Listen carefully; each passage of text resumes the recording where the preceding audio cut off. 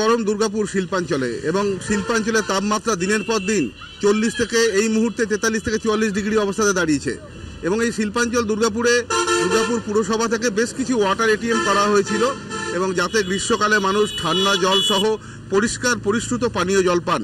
এইরকম water ATM দুর্গাপুরের city centre সহ বিধাননগর বিভিন্ন এলাকায় বসানো হয়েছে। তবে বিধাননগর এলাকার বেশ কিছু জায়গাতে ওয়াটার এটিএম খারাপ হওয়ার খবর দুর্গাপুর নগর নিগমের কাছে এসেছে এবং তারা জরুরিকালীন তৎপরতায় সেটা সারিয়ে ফেলার চেষ্টা করছেন। এবং দুর্গাপুরের সিটি সেন্টারে যে দুটি ওয়াটার এটিএম রয়েছে সেই দুটি ওয়াটার এটিএম সচল রয়েছে এবং এই দুটি ওয়াটার এটিএম সচল থাকার কারণে এলাকার মানুষেরা এবং দুর্গাপুর সিটি সেন্টার বাস স্ট্যান্ডে যে সমস্ত যাত্রীরা নামছেন বিভিন্ন জায়গা থেকে তারা এখান থেকে পানীয় জল সংগ্রহ করছেন। এখানে ঠান্ডা জল পাচ্ছেন? হ্যাঁ, প্রতিদিন নেন? হ্যাঁ, আমরা প্রতিদিন ভাতের স্টাফ আছি আমরা। আচ্ছা, এখানে যে ওইদিকে যে দুটো এটিএম আছে ওখানেও কি একই জল ঠিকঠাক আছে? আমরা এখানটাই নেই, কোনো সময় থাকে না আমাদের। এটিএম এ জল ঠিকমতো ভাবে পাওয়া যাচ্ছে?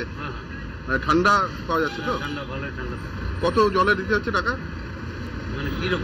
মানে লিটারে কত করে? লিটারে 2 টাকা।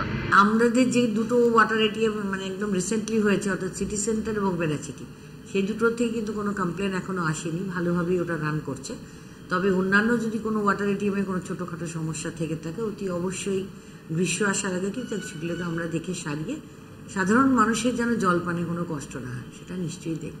তীব্র গরমে যেখানে দোকান থেকে বেশি টাকায় পানীয় জল কিনতে হতো এবং ঠান্ডা পানীয় জল কিনতে হতো, সেখানে দুর্গাপুর নগর নিগমের তৎপরতায় এই যে ওয়াটার এটিএমগুলো করা হয়েছে তার জন্য সুবিধা পাচ্ছেন সাধারণ মানুষ এবং দুর্গাপুরের সিটি সেন্টার বাস স্ট্যান্ড সহ বিধাননগর এলাকা এই সমস্ত এলাকায় ওয়াটার এটিএম থাকার কারণে মানুষের অনেক পয়সা সাশ্রয় হচ্ছে।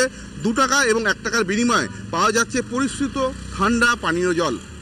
আমার শহর দুর্গাপুর থেকে সঞ্জীব সুই, কলকাতা টিভি।